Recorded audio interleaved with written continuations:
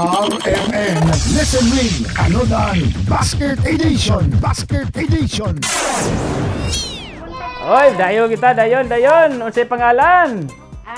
Evelyn Almasan. Kung sure bagyo nga DXDC niyang gipaminaw, o gaday hard listener ba ato ang pangutanon. Kasamang Evelyn, unsang dramaha ang ato ang mabati gikan alas 2 hangtod alas 2:30 sa hapon.